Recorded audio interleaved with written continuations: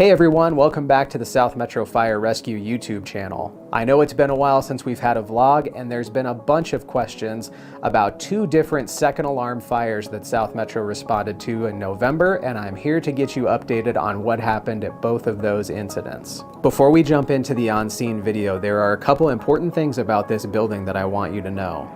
In 2018, right after the Cunningham and 8, that goes challenging task is that this is center hallway construction.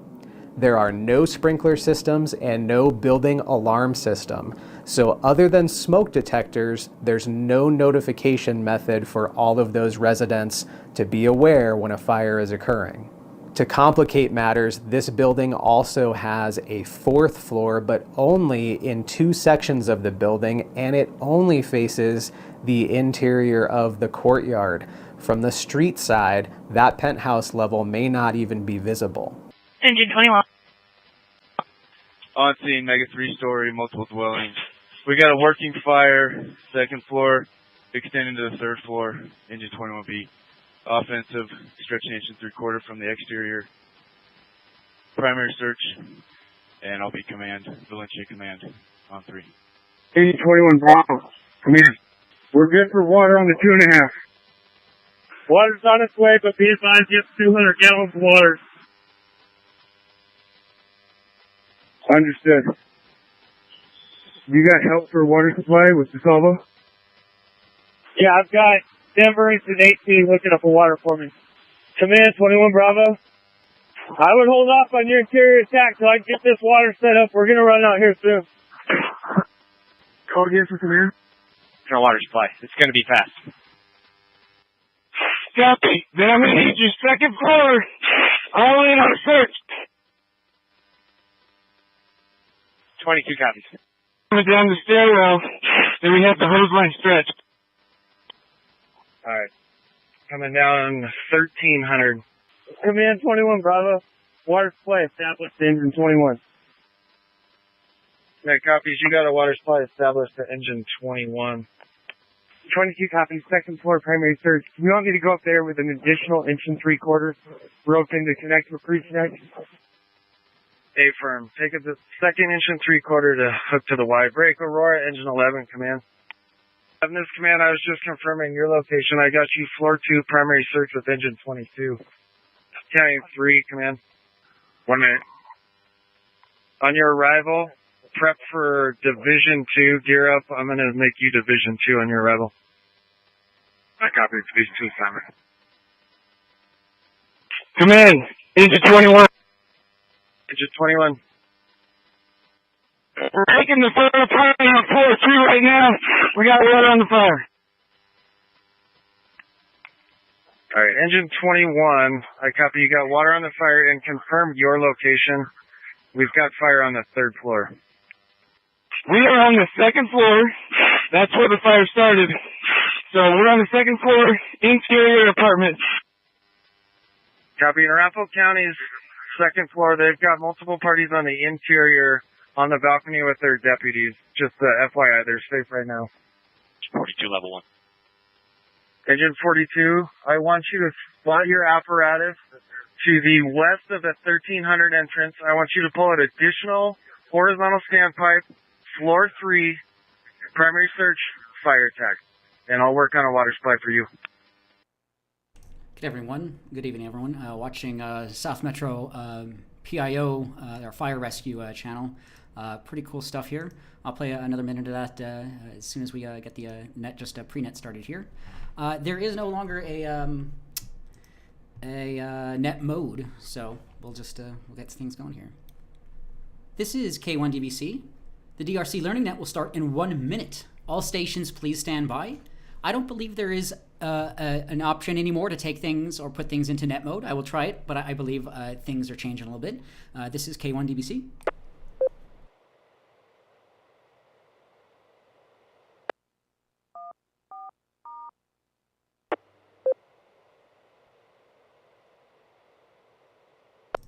Okay, it does not look like there's net mode, but just be aware. I'm not too sure about the timeouts anymore, but the Learning Net will start in about 1 minute.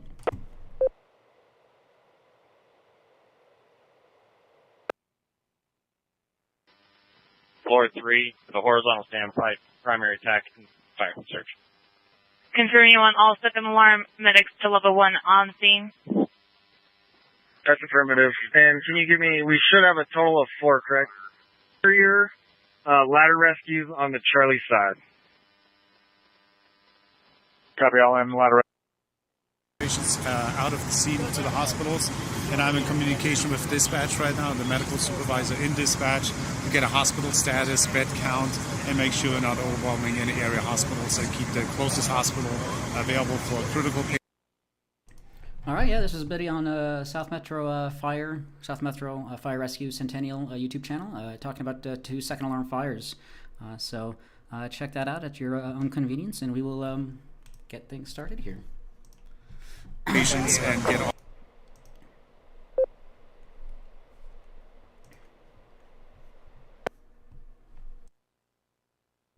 Hello and good evening. Welcome back to the Denver Radio Club Learning Net for February the 8th.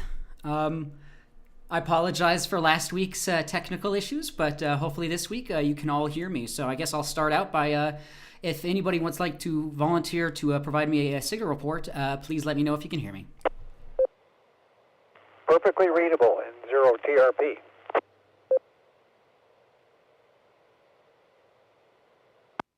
All right, N0TRP. Thank you for the signal report, as well as thank you for taking over as net control last week. I really appreciate that. It sounded like you guys talked about quite a bit. So, as you can see, it's anyone can run this net, and yeah, don't be afraid to jump in there if anybody ever wants to act as net control.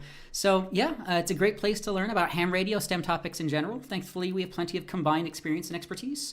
This is Kilo 1 Delta Bravo Charlie. My name is Daron Delta Oscar Romeo Oscar November. I'm tonight's net control. Tonight we'll be taking your comments, questions, and updates. And later on during the net, what I was wanting to discuss last week, but we can discuss again this week if there's time. Black History Month and Mike Radio Club, Morse code, CW using your voice, the sale of ADSB Exchange, and Chat GPT is now on the air. So those are some things we can talk about later on the net if there is time. Yeah.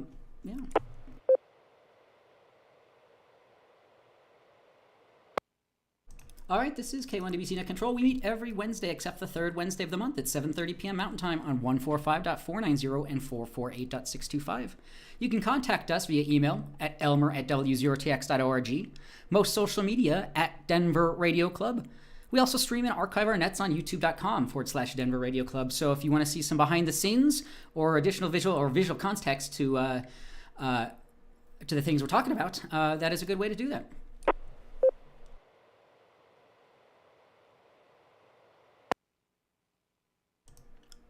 This net can be broken at any time for emergency or priority traffic by using the word break.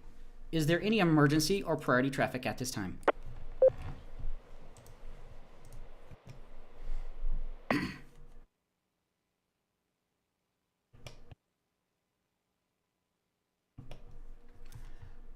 You can check in online if you'd like. On our website, we have a check-in link. You can check in on YouTube if you'd like. So feel free to do that at any given time.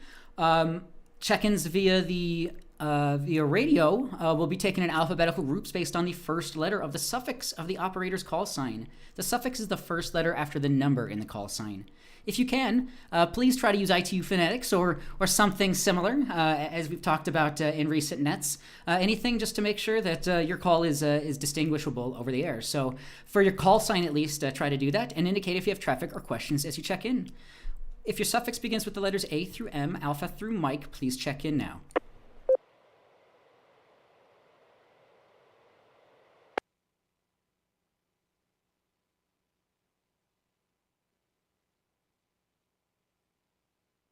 Net Control, this is Kilo Mike 4, Charlie Foxtrot Tango, Jonathan from Highlands Ranch.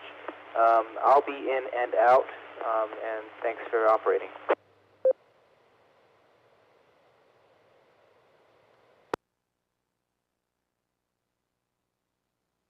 A6HJV, Kilo 6 Hotel Juliet Victor, Arvada, no traffic. Good evening, Doran.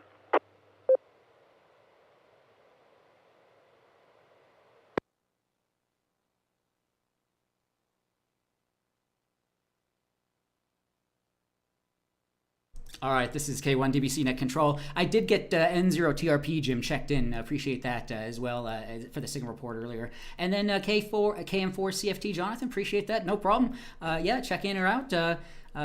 Yeah, no worries. K6HJV Tom as well got you checked in. So appreciate everyone checked in. Once more, we'll take call signs or call suffixes. Excuse me, beginning with the letters A through M, Alpha through Mike. Please check in now.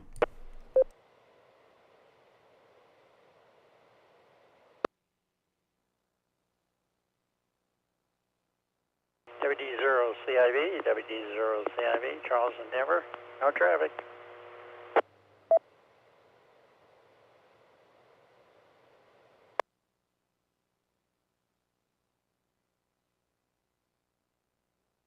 Kilo Foxtrot 0, Foxtrot Papa India, Ron in Lakewood, no traffic. Kilo Echo 0, Sierra Uniform Mike, Jonathan, Lakewood, no traffic.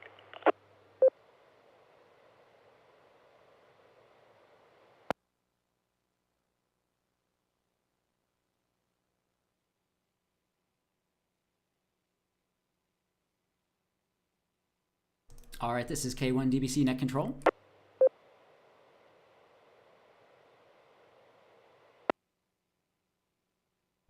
All right, that time we had WD0 CIV Charles, KF0 FPI Ron, and KE0 s.t.e.m Jonathan. Thank you all so much for checking in, as always. This time we'll open up the whole alphabet. If you'd like to check into the Denver Radio Club Ham Learning Net, again, it's a great place to learn about STEM, STEAM topics, ham radio, all the tendrils of ham radio, and lots more. So we're taking all call signs, all call suffixes. Call in with your call sign if you can use ITU phonetics, and let us know your name. And if you have any traffic or questions, please check in now.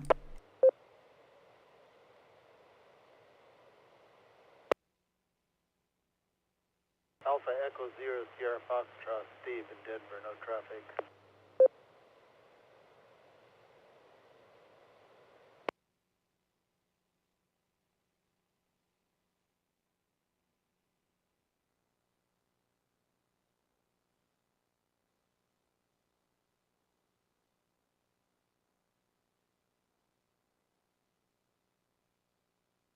All right, this is K1DBC Net Control. We had that time AE0SF. Steve, thank you so much for checking in. At another call, if you'd like to check into the Denver Radio Club Ham Learning Net, just for the count, or if you have any traffic or questions, please check in now with your call sign, name, and let us know if you have any traffic or questions. Please call now.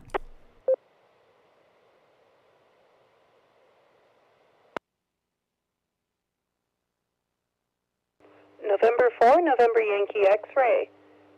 N4 NYX, Sierra Nevada, no traffic.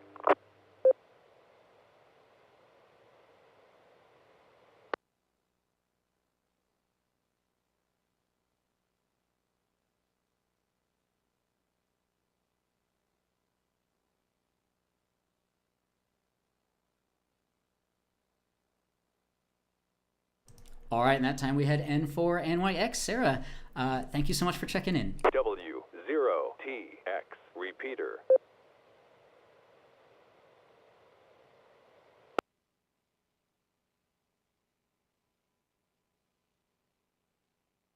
All right, this is K1DBC Net Control. Again, appreciate everyone checking in here. Again, youtube.com/Denver Radio Club if you want to see some visual context of what we're talking about. I'll bring some other things up here. I can bring some things up at the end of the net I was discussing, or as I said earlier. But this net is for everyone, so don't hesitate to check in at any given time. If there's nobody talking, if there's nothing going on, don't hesitate to check in. I'll take check-ins a few times throughout the net. I don't see anybody indicated they had traffic, but if somebody does have any traffic questions or any additional check-ins for this evening's net, please call now.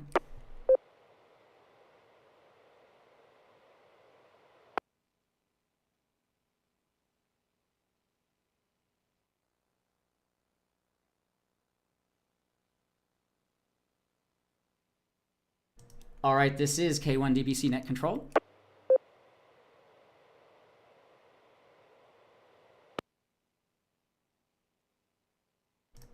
All right, I guess I can bring up a couple things here.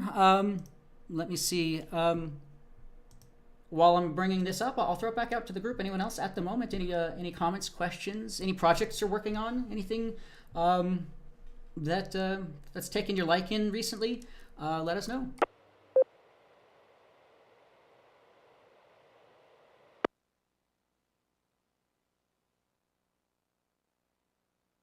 Hey, Drone, I've got a question. Yeah, KE0SUM, Jonathan, go right ahead. I'm not sure if it's polite to ask, but I've talked to Sarah a number of times in the last few years, so I was wondering what N1, oh, my eyesight, I've got to get my glasses on, YXZX was doing. Sorry, Sarah.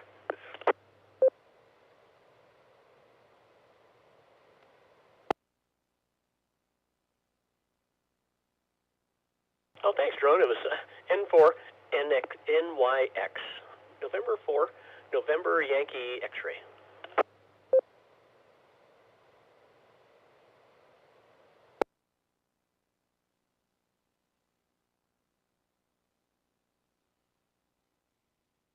All right, good question there, Jonathan. This is K1DBC Net Control. Yeah, Sarah, N4NYX, if you have any comments, questions. I briefly caught what was going on last week, but was having an aneurysm trying to get my equipment working. But if you have any follow-up, let us know.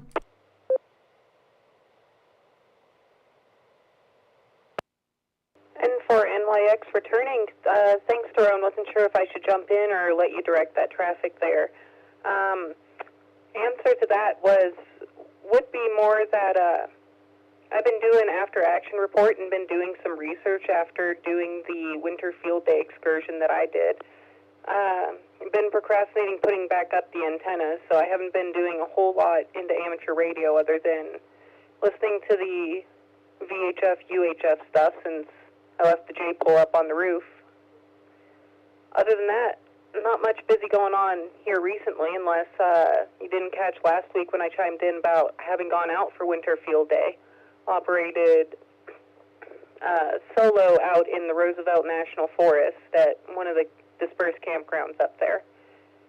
We'll toss that back to Net Controller Jonathan there. Well, a quick follow-up there, Sarah. I've lived here a long time, but refresh my memory, where's the Roosevelt National Forest? Roosevelt National Forest is often lumped in with Arapahoe National Forest. It's just the part of that national forest that happens to lie within Boulder and Laramie counties, I believe. It's just that forest that's basically to the west of Boulder or Fort Collins up there. Oh, thanks. We have enough forests and parks here that I sometimes mix them up a little bit. KE0SUM, back to net.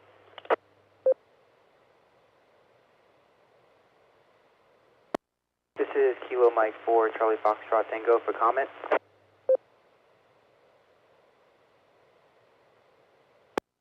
All right, sounds good. I'll get you right there in a second, CFT. Yeah, good to hear that, NYX. Yeah, I think I briefly heard it sounded like it was not worth doing. So maybe winter field day in another state or something maybe is a little bit more tolerable. But yeah, winterfieldday.com. You know, I know there's been some interest, and maybe next year the club will do something on that. So yeah, interesting to hear on that. And yeah, hopefully it was just at least peaceful maybe, hopefully, and got something out of it. So KM4 CFT, Jonathan, go right ahead.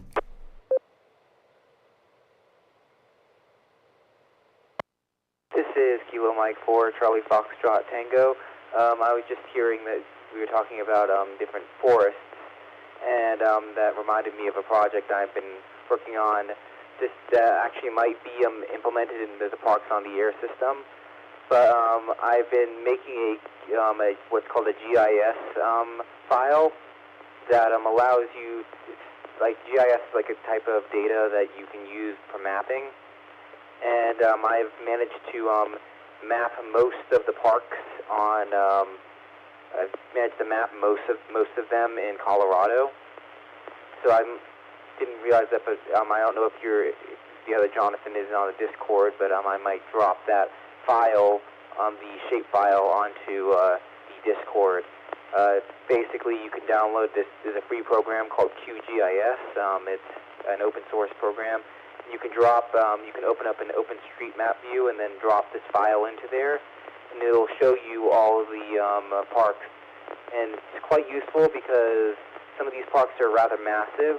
So like the Pike National Forest, according to the Parks on the Air system, is a good like hour away, when in reality it's only like 20 minutes from it's almost touching the Chatfield State Park. So it's quite useful to see the actual landmass, and I can actually see I was actually looking at the Roosevelt National Forest. So I'm going to let it drop and back to net.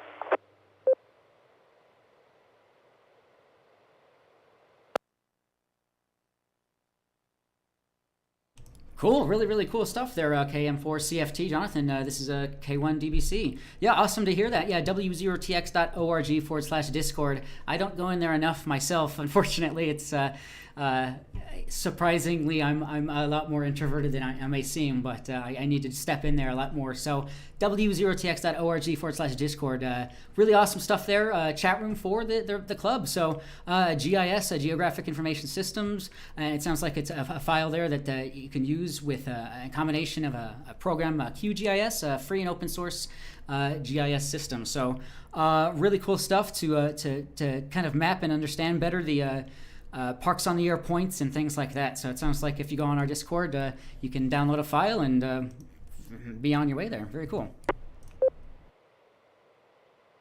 NYX with a comment or two? Yeah, NYX, please go right ahead.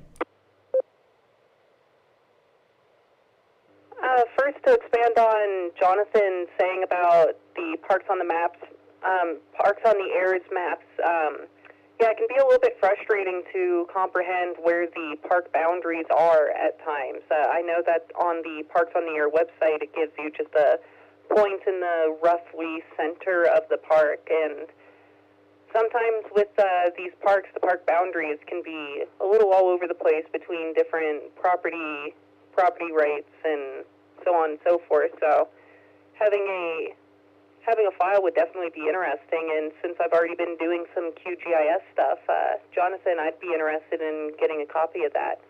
This is N4NYX. I'll give it a break and come back with a second comment here. W0TX repeater.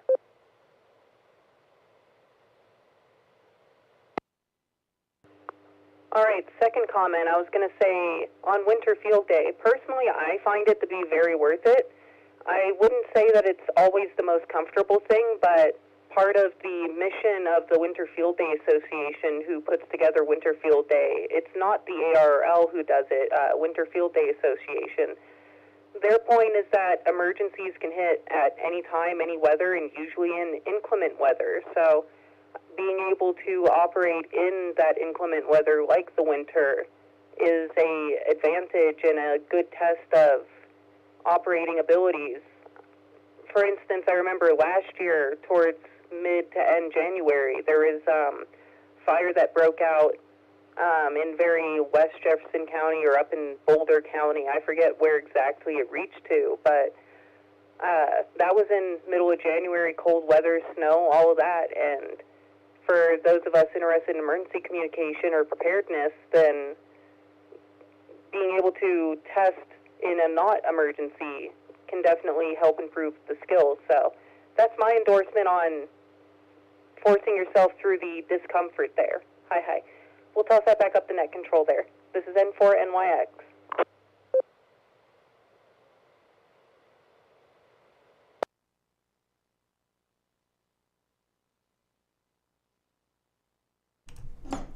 All right, N4NYX, absolutely, yeah, and that's a very, very good point. You know, that's a part of the point of Summer Field Day, but that often gets lost a little bit because it's a little bit easier during the summer. But yeah, during the winter, you really don't have many good options and a lot of creature comforts potentially during that time. So it's a real good test.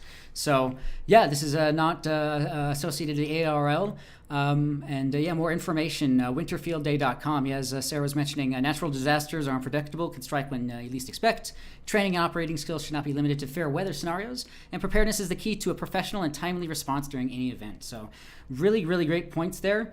And yeah, really, really cool stuff. So yeah, hopefully our club maybe starts doing that a little bit more, and we'll see for next year. So yeah, very, very cool.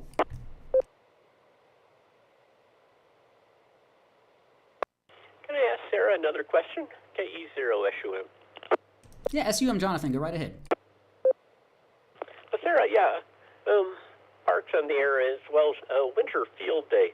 So, kind of, do you go in? Obviously, I just looked up Roosevelt National Forest, so you're west of Granby there, or Ward. So that's good. But I wondered what kind of vehicle you use. And do you tent camp, or do you hot tent camp, or do you sleep in the car, or do you just come home every day?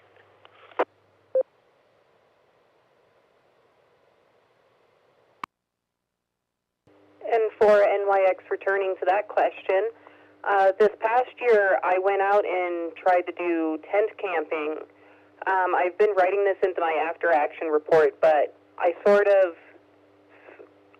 like to call it scope creep, but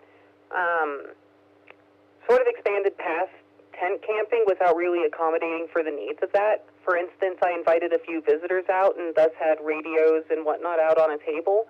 And those were without shelter, since the only shelter I planned to bring was my little two-person tent. And sure, I could have holed up in there with radios, but that wouldn't have been very inviting for visitors. Hi.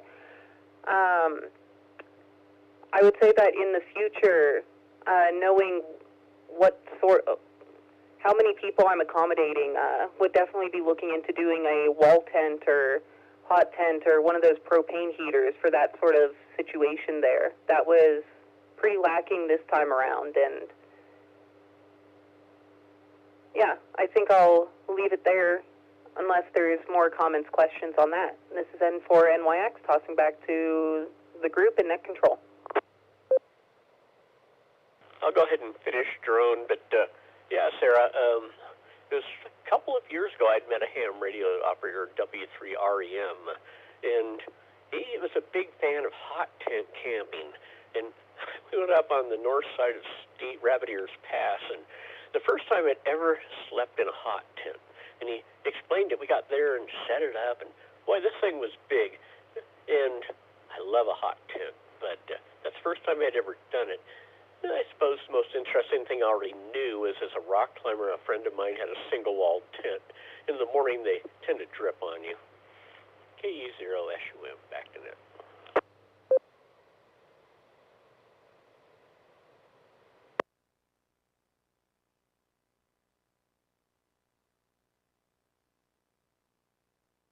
All right, sounds good there, Jonathan. KE0SUM and for NYX. Good follow-up there about Field Day and Parks on the Air. Really good stuff to hear that.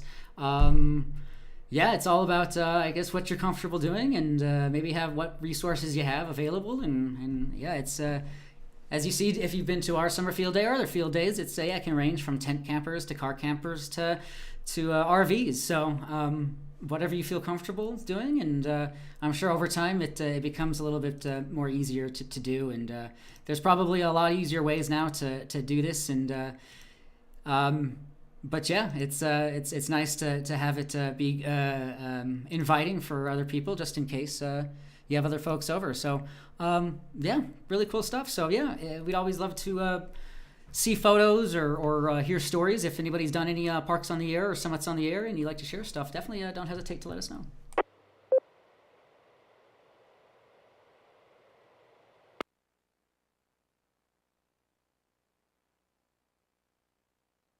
All right, I am currently trying to install the whatchamaface software, the QGIS. So hopefully by the end of the net, I might be able to show that off to people here on YouTube. And I'll put the link from Discord, KM4CFT. Really do appreciate that to the file there. He has listed it in the Discord, so if you look him up there, you can see that. So I'll try to bring that up before the end of the net. But anyone else at the moment? Any comments, questions, check-ins, anything else for this evening's net so far? Please call now.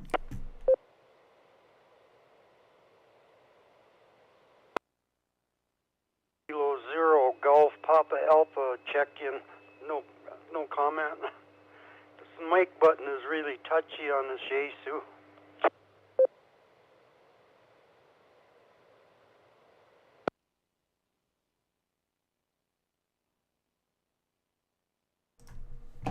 All right, no problem. K0 GPA, Bob, got you checked in.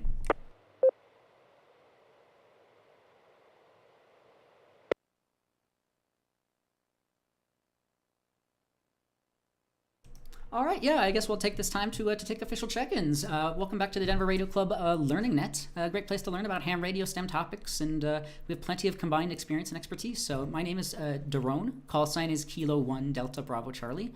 And yeah, we are having pretty good discussions here about recent field day activities, summits on the air, parks on the air, some experiences, and some helpful tools for helping you do that. Because yeah, as we've talked about, yeah, property lines and whatnot, it's a little bit vague, but there are tools out there to help you get out there. So really cool stuff. So I can bring up a few stories at the end of the net, but at this point, I'll take any comments or I'll take any check-ins over the air. If you'd like to check in, please call with your call sign, your name, and let us know if you have any comments or questions. Please call now.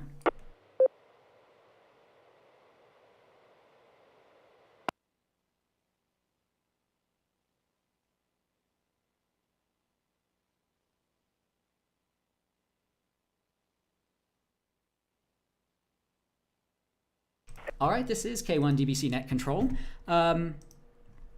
We have another half hour, 35 minutes or so. There's no hard stop to the end of the net, but we usually go till 8:30 p.m. Mountain Time. Again, we are streaming on youtube.com/Denver Radio Club. So if you want to get some additional context, or if you missed the net, you can always check it out after the live net, as well as our meetings. We have a few years worth of meetings on there. So if you ever missed one of our meetings, you can go check that out. W0TX repeater. Drone antenna update, KE0SUM.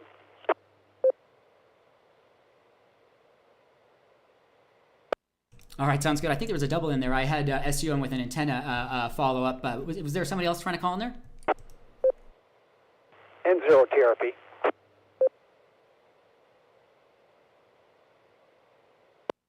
All right, N0TRP, go right ahead, please. And then Jonathan will come back to you here in just a minute.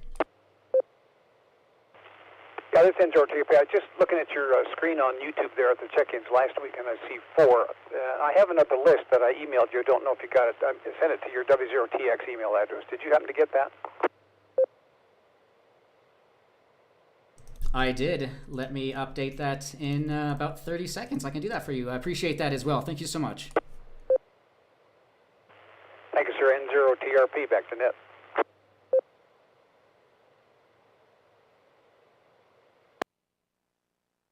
All right, while I'm doing that, I'll go to KE0SUM, Jonathan, with a follow-up. Go right ahead. Good morning, 2023.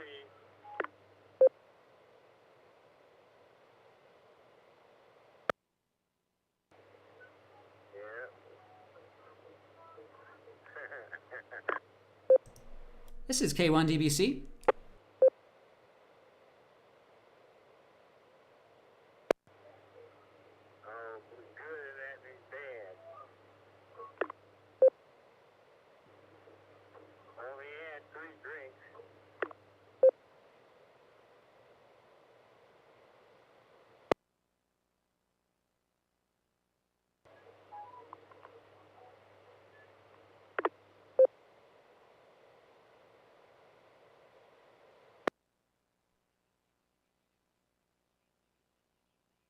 I believe somebody's unintentionally transmitting there. If there's anybody tuned up on the air here that's checking in for the or that's a part of the Learning Net, just make sure that your radio isn't tuning up by accident. This is K1 DBC Net Control.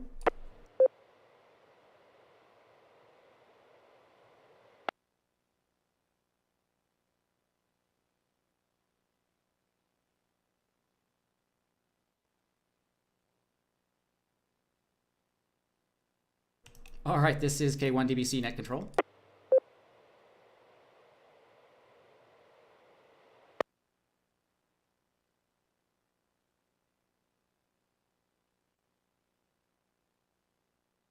Okay, we might need to check into putting on whatchamaface net mode back onto here. There was just a recent update refresh with our repeater, so yeah, just make sure that you're not accidentally keying up. But we'll throw it over to Jonathan, KE0SUM. Go right ahead. The drone, you should put it on net mode.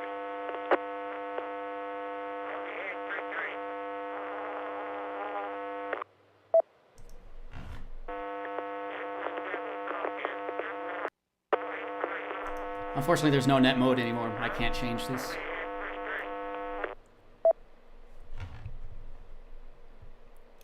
This is K1DBC Net Control. I will try again to put it in net mode, but I believe net mode was removed here recently. So let me try once more here.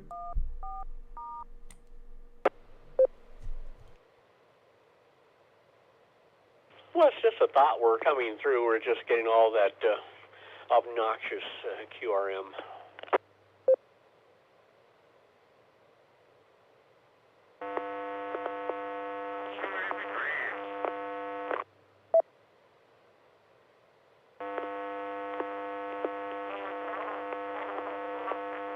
Okay, well, this might cut this net short, and we'll have to talk to our technical.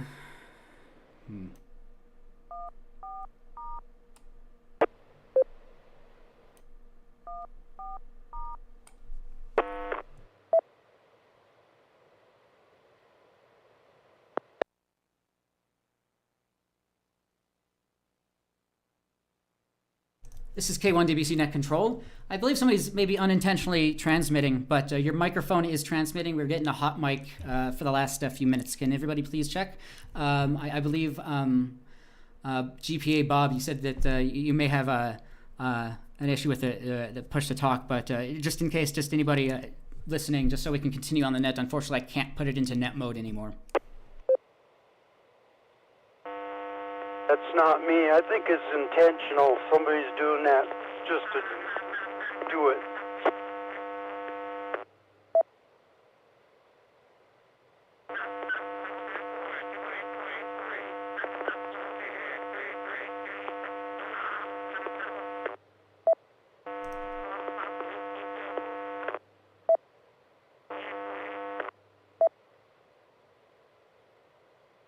You gotta wonder about who does this.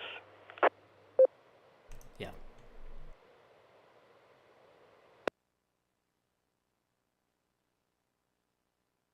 Were they like deprived as a child?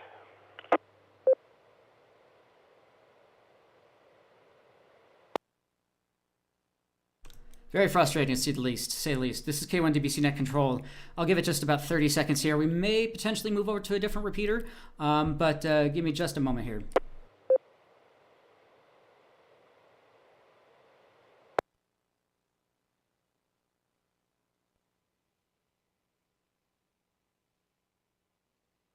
While drones is at Alaska, it's something you can think about during the pause and say, what is your, like the saddest song that you really love? And I'm going always for Alice and I's favorites. It's a wreck of the Edmund Fitzgerald. KE0SUM. Back to net.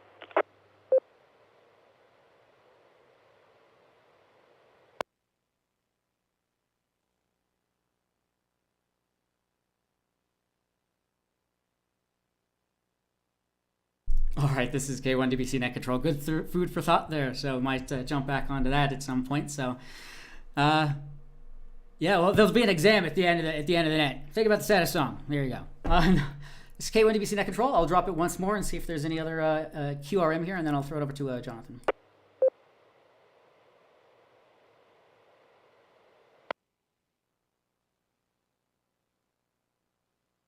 All right, this is K1DBC Net Control.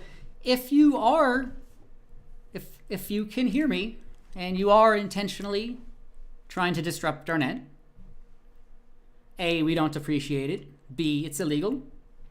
And we're just trying to meet and have a peaceful conversation. So I'll drop once more.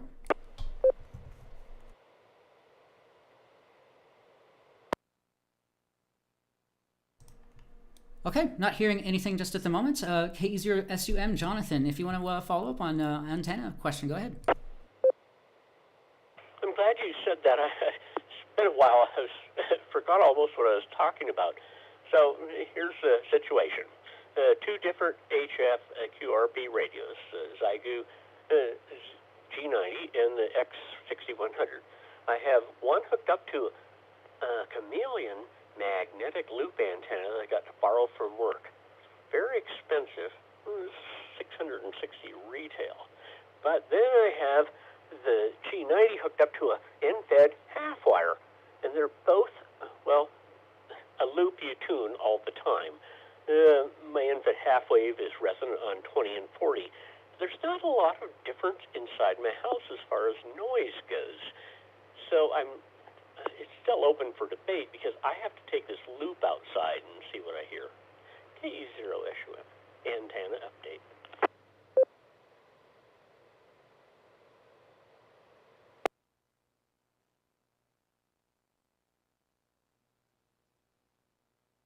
Okay, very, very cool. K0SUM, Jonathan, this is K1DBC, net control. Yeah, good to hear on that.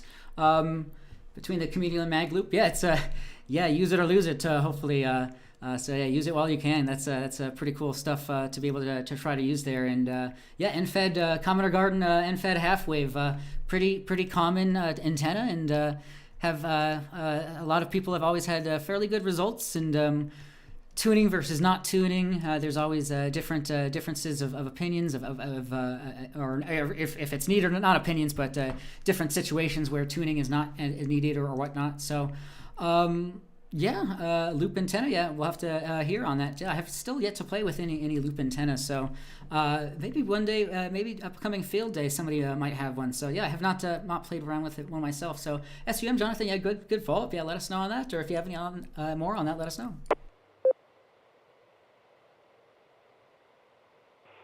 Well, the end-fed half-wave you can make for like $29 in a kit, whereas that's a very expensive mag loop. But they are so different antennas, resonance and propagation, and how they tune.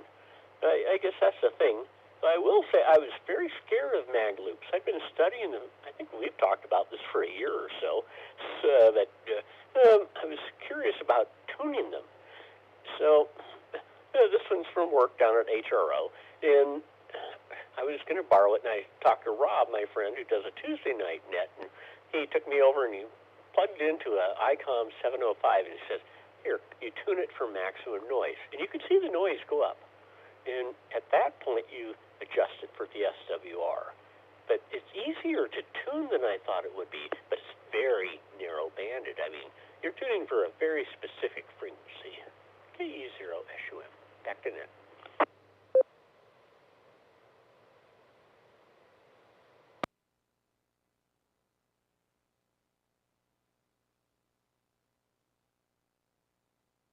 All right, good to hear. Yeah, very neat. So very, very cool. Yeah, yeah, love to hear more on that.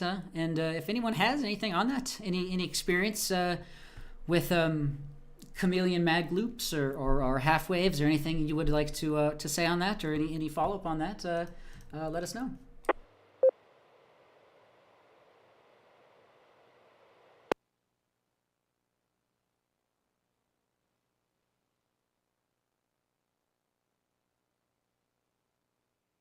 All right, pretty cool perk there. Yeah, you work at a bakery, you maybe get some cake here or there. You work at ham radio outlet, what do you get here? A Chameleon antenna. So not to keep, but I'm sure there's some pretty cool perks. So really cool stuff there. Well, the big perk is that it only needs to set up half its height. You can do a tripod or set it on a table in a motel room. In a motel room, this is only a 25-watt antenna, I believe, but you can get out while you're traveling with a very easy setup. This is LMR 400 with a telescopic tubes. And it's very lightweight. So traveling with this antenna would be great. I mean, how often do you get outside and throw something in a tree, or let's find a vertical in the yard, maybe on your car, but no, they're very versatile if you're traveling, and they work really well in a very narrow bandwidth.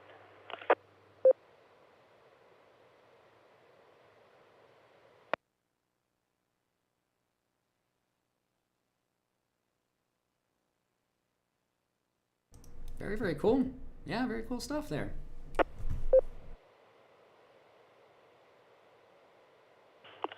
I think I take you by surprise, Drone.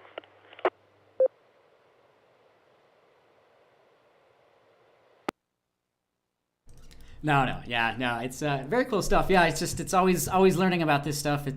Here's some of their versatility and cost in mind, portability, deed restriction, covenant restriction places. So yeah, this is a very good application for places that normally wouldn't be able to operate 80 to 10 meters. So yeah, so really neat.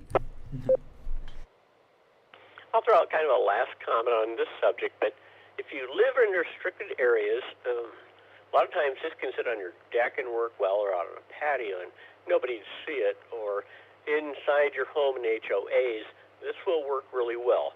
And what happens is, the longer I've been in the hobby, the more I'm interested in buying or spending on a good antenna. I still have a lot of antennas. Not going to go through all those, but it's an expensive antenna. But if it performs well at canceling and very directional, it's a super buy even for the money. Because once you get into HF drone, I don't know, it becomes very expensive. KE0SUM, back to net.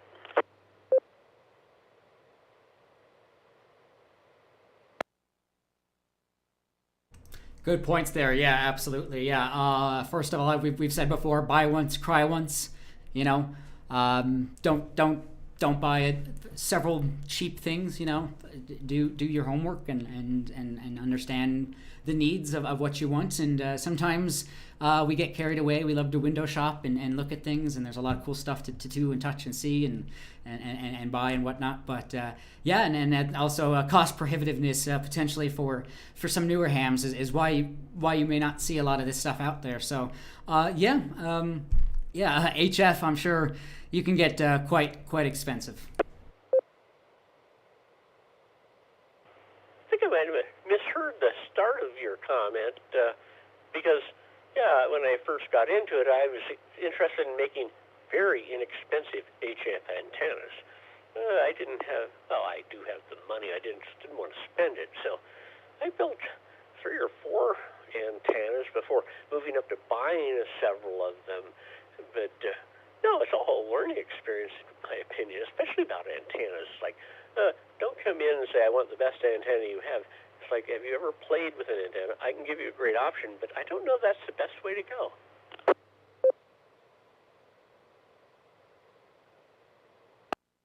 Yeah, fair enough. You know, absolutely. Probably end game type stuff when you really are understanding what you're doing and understand what scenarios you want to fulfill. That's maybe when you can maybe purchase more expensive stuff. But yeah, no, absolutely.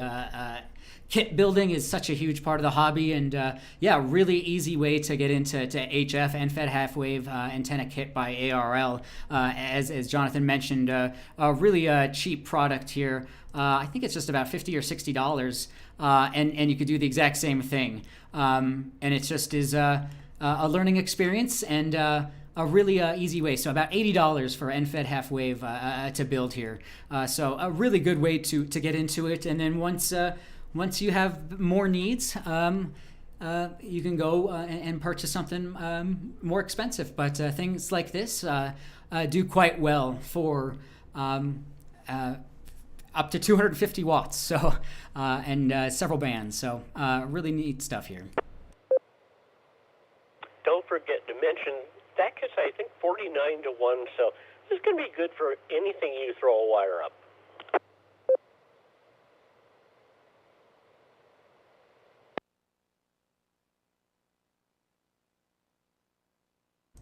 Exactly. And HF privileges were extended into technician privileges a little bit a while ago, a year or two ago. So if you're licensed, you have privileges within certain HF bands. So if you look at the ARL band plan, I'll try to bring it up here and see the let's see, technician. Let me drop here for a moment.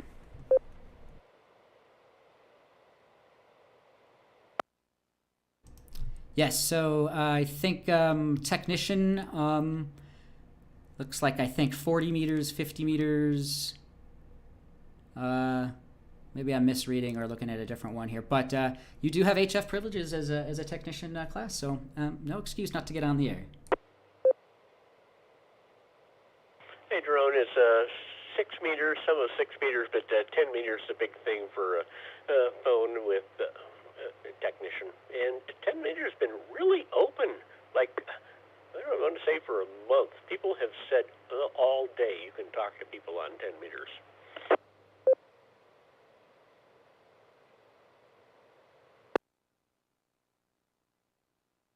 All right, thanks, Jonathan, for the follow-up there of confirmation on that K0 s.t.e.m clarification. 10-meter band is quite popular amongst the technician class, and sounds like it's quite popular. I think it was brought up a couple of weeks ago too. So yeah, never say that it's not a binary thing. The bands aren't 100% closed or whatever it may be, but yeah, there's a lot of operations I'm sure going on. So check that out. W0TX repeater. GPA. All right, K0 GPA, Bob, go right ahead. Yesterday on K0 GPA, yesterday I was listening to a guy in Eaton, Colorado. It's up by Greeley. He was working all kinds of VKs, and I couldn't even hear him here. He had a beam. I was on my vertical, and he worked Australia, VKs Australia, and ZL is New Zealand. I keep forgetting to tell where the calls are coming from. Then, Hawaii too. He was worked a couple of Hawaiians, and I worked Japan the other night. Oh yeah, Jonathan, I don't know if you ever got your loop to 2 and 10 or not, but I worked that guy in Japan on my vertical. He started coming in really strong, so I gave him a call and he came right back to me. Anyway, then, the other thing, technicians, yeah, they can use CW on 80 meters, 40, and I can't remember if it's 15 or not. I think it's 15, but not 20. And, of course, 10 meters, a K0 GPA.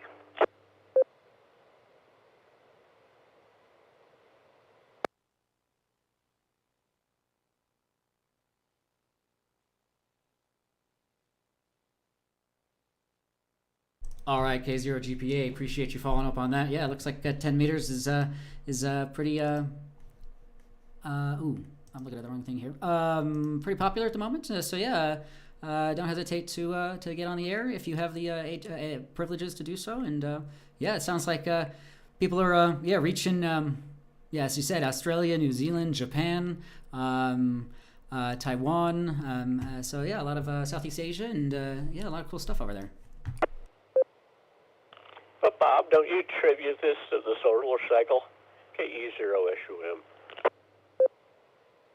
If you check the solar flux lately, it's been way over 200. You go on QRZ, they got that page there. I think they got one on WTX website too, but you just click on it and it shows what the solar flux is for the day. That helps a lot.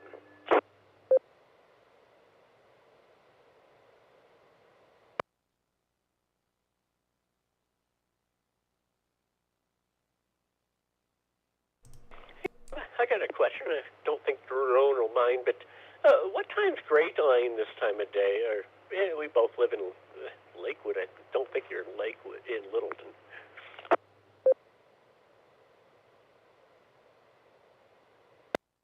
Was that for me or Jerome? Oh, I'll ask Jerome first and see if he defers.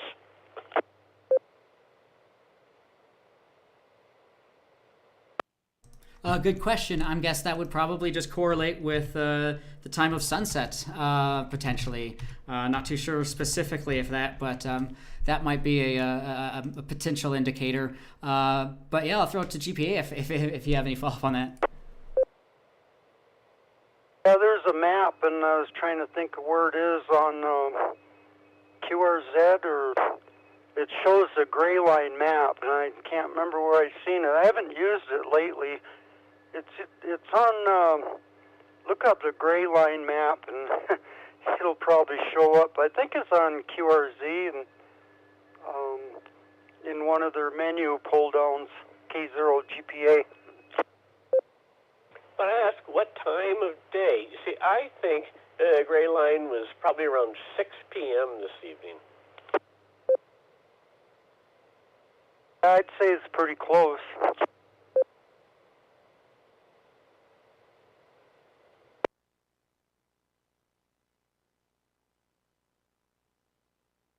All right, good question there. Appreciate the follow-up. Gray line is the point at which the ozone layer, or the ionosphere ceiling raises. Let me see here, hold on.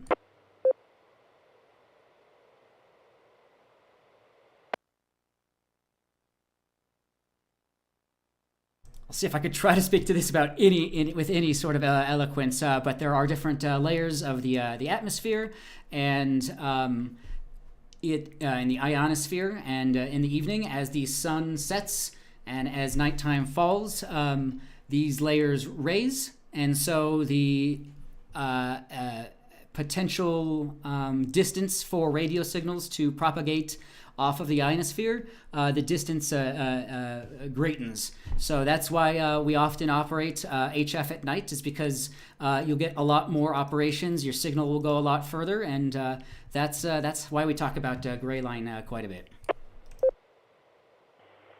I'll only make a little comment here, but we watch the gray line because that's when you go from 20 meters to 40 meters, and everything else you said was right. A nice topic. KE0SUM.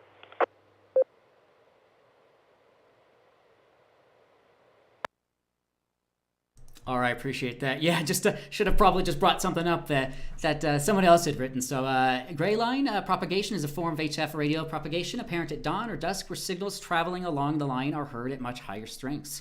You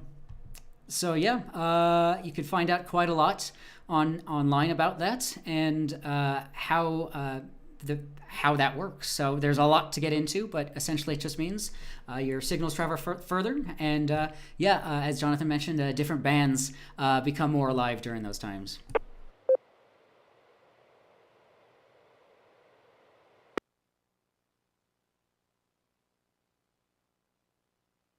All right, very, very cool stuff. We've gotten pretty close to the end of the net here, another 10 minutes or so. Great conversations all around. Really appreciate everyone checking in. Everything we've talked about, antennas, gray lines, field day, SOTA, POTA. I did try to bring up in QGIS the file listed by K4CMT. I'll probably just have to understand how to use this program a little bit more and how to get that file in there, because I'm not too sure what it is, but how this is working right now. But if you have interests on parks on the air or summits on the air, there's a lot of oddness with trying to get there. You don't necessarily have to scale the mountain, but there are ways and ways that you can park, and places that you could park, and things like that, to make things a little bit more easier to get to the summit or whatever it may be. And KM4CFT has provided us a file that helps find that. So very cool stuff. Question, Yaron. Yeah, Jonathan, go right ahead. Well, it's just a general question, but it's personal. Bob. BRA. GPA. But what about that big horned owl you were out looking around for? Is it still around down at Bear Creek State Park?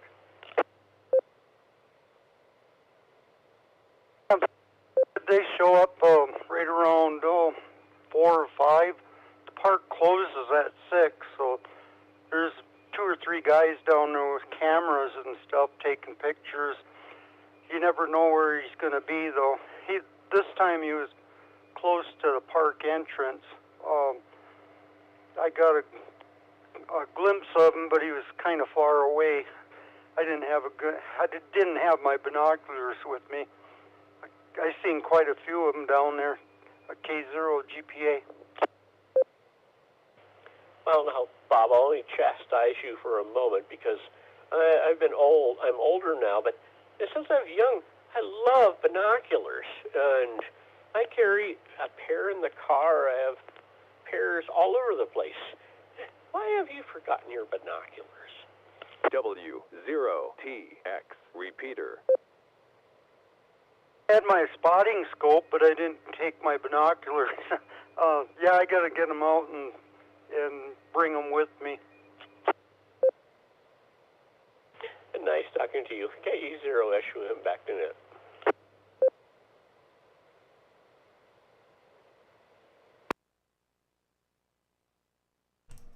Very cool stuff there. Yeah, this is K1DBC Net Control. Yeah, parks on the air, summits on the air. Don't forget that you're out in nature and you're doing some pretty cool stuff, but definitely look around, listen. There's a lot of great flora and fauna in our states and whatnot. So really neat stuff there. So yeah, really always appreciate against all the electronics that we talk about, just some nice, just thought clearing, mind clearing, just kind of things like that. Very cool.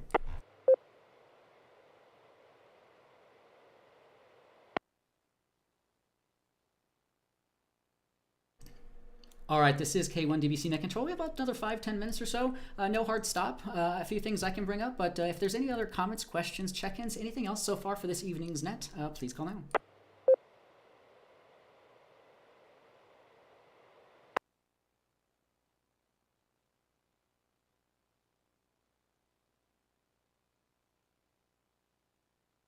All right, this is K1DBC Net Control.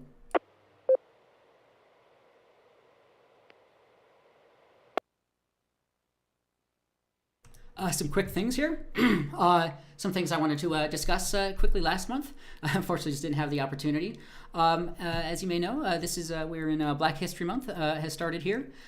Pretty cool radio club we've talked about in the past. OMIC, Ohio, Michigan, Indiana, and Kentucky. OMICradio.com. They actually They had a meeting here in Denver several years back, but they were founded in August 17th, 1952 by black hams from the states of Ohio, Michigan, Indiana, Kentucky to deal with the discrimination and the dominant culture and to assist black travelers with information on places where they could eat and lodge. Because membership in many other ham organizations was denied, a black ham organization with its own nets and other activities was clearly needed. So really interesting stuff here. Really interesting organization. They have a lot of members. They have a really cool sister organization, a foundation, if you will. So OMIC Radio, pretty neat club. And yeah, if you're ever in that area, check them out.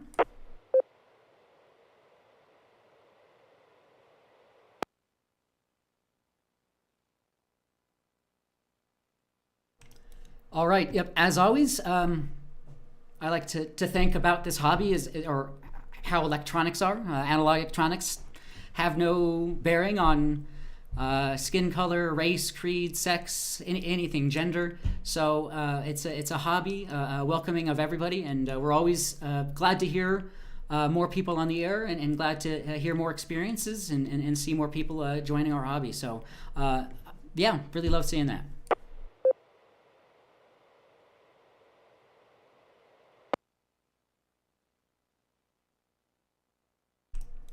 Something else in the news, ADSB Exchange. ADSB, if you've not heard of that, is automatic distributed surveillance broadcast. It's essentially the next gen of flight awareness. So there are ways, there are requirements for aviation, for airplanes and helicopters to be tracked in newer ways.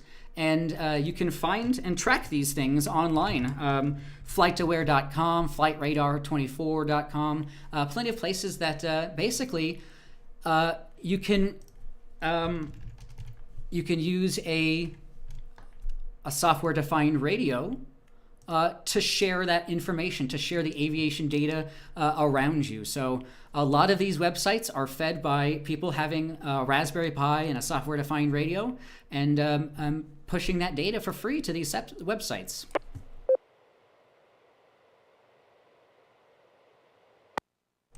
News article here, ADSB exchange sells up, contributors unhappy, written on January 26th by Jenny List.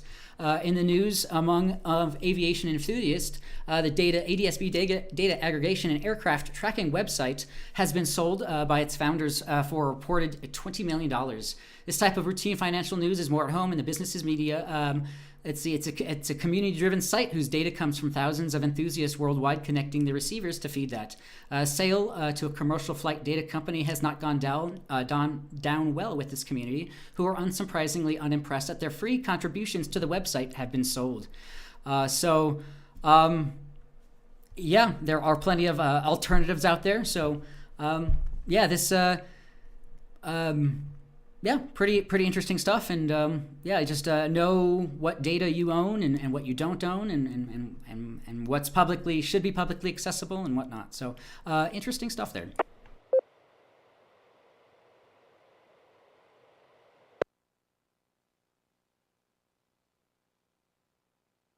All right, this is K1DBC Net Control. We're nearing the end of the net. I can bring up a couple more things, but I'll throw it out to the group. Any other comments, questions, check-ins, anything else so far for this evening's net? Please let us know.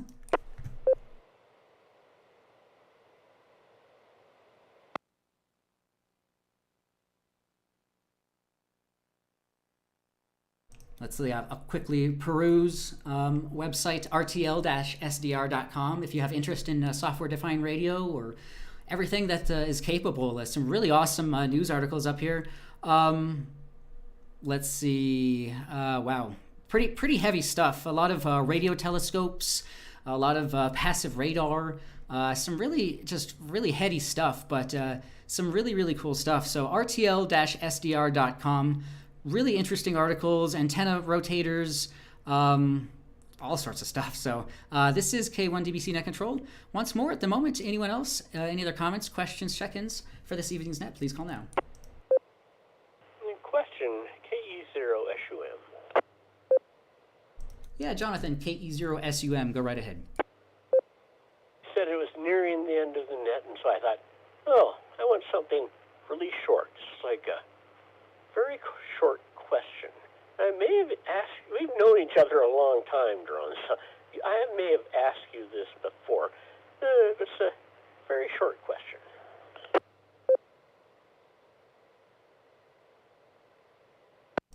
No problem at all, Jonathan. If you listen to any podcasts, a common trope is we've probably talked about this before, and we're not any exception to that. No worries, Jonathan, KE0SUM. Jonathan, go right ahead. Drone, what's brown and sticky?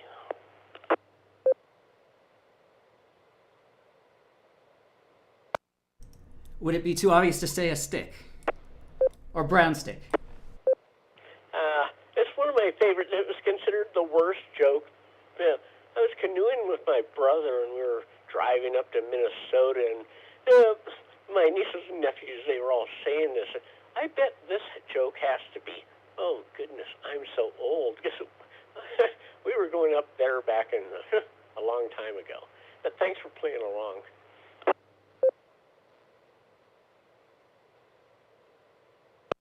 No problem at all. I'll give you my corny joke. What's the difference between a violin and a fiddle?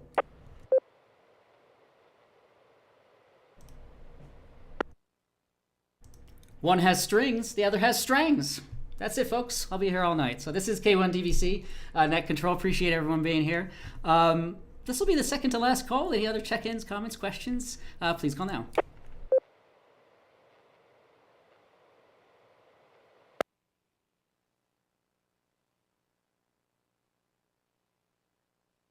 All right, this is K1DBC Net Control. Yeah, great conversations this evening over on our YouTube channel, youtube.com/Denver Radio Club. I'll try to summarize the topics we've talked about and put links in there. I'll also try to get that started, or that should be up on our website as well. So if you missed it, let us know. But yeah, we talked about summits on the air, parks on the air, some interesting ways, ease of use to get into those locations, winter field day, some antenna questions, all sorts of things here. So if you joined at the beginning of the net, we were playing South Metro Fire Rescue, a video from their PIO vlog. And you could check that out online. So some pretty interesting behind the scenes from South Metro Fire and how their radio operations and command works. So pretty cool stuff on their website or YouTube, South Metro Fire. I'll be playing a video, real quick, a few minute video after the net about what was it? Something good. So check that out. This is Daron, K1DBC Net Control. Last call. Any last minute comments, questions, check-ins, please call now.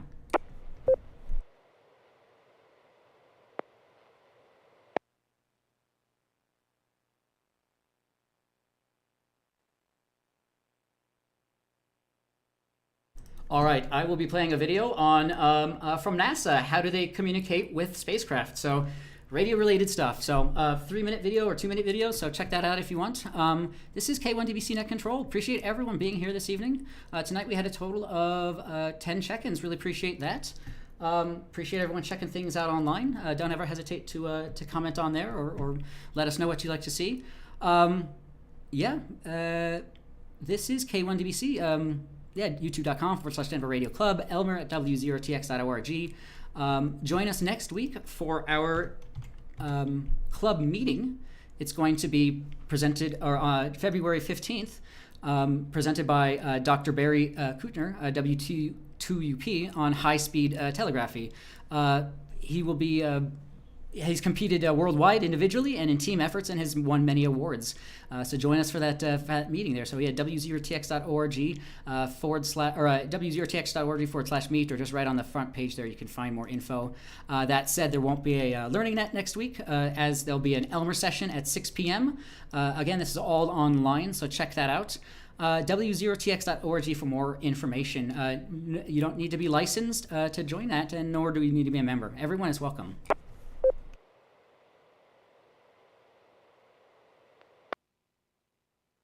All right, we did also have some unfortunate QRM, some interruptions a little bit. So if you're still listening, we'd love to have you here. Just be a part of the team, and we're happy to have anyone and everyone. So hopefully we'll try to get net mode re-implemented here to maybe try to prevent that from happening again. So with that, this is Daron, K1DBC. Join us next week for the Elmer session and meeting at 6 p.m. So with that, 7-3, and I am clear.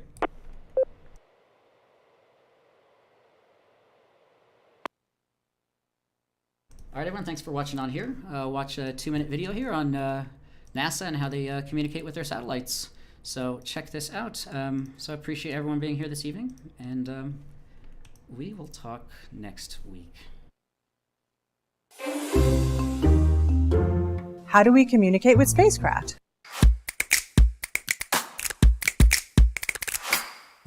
We communicate with spacecraft in a lot of different ways. We have a network of antennas all over the world across all 7 continents, along with satellites in space that help transmit these radio waves. Astronauts, mission controllers, and scientists rely on this network to transmit messages and commands and receive data such as never before seen images of our solar system and universe. Spacecraft in orbit can only communicate directly to ground stations on Earth if the satellite has a clear view of the ground station, which typically only occurs for a short period of time. The Tracking and Data Relay Satellites, or TDRS, are a fleet of specialized communication satellites in geosynchronous orbit. These satellites relay data from other spacecraft to ground stations, allowing NASA to provide near-continuous global communications coverage to missions in low Earth orbit. NASA is also developing ways to communicate with invisible infrared lasers. Laser communications offers missions higher data rates than ever before, allowing us to transmit more data at at once. One mission doing that now is the Laser Communications Relay Demonstration, or LCRD. LCRD will work with the International Space Station, allowing more science and exploration data so we can continue making discoveries about our planet. We also have a demonstration called T-Bird, which is testing laser communications with huge bursts of data from a small satellite in low Earth orbit. And in the future, NASA plans to use laser communications when humans return to the moon with Artemis. So how do we communicate with spacecraft? Mostly via radio waves between space and ground. But NASA is pushing the boundaries with laser communications to be able to receive more data from further than ever before.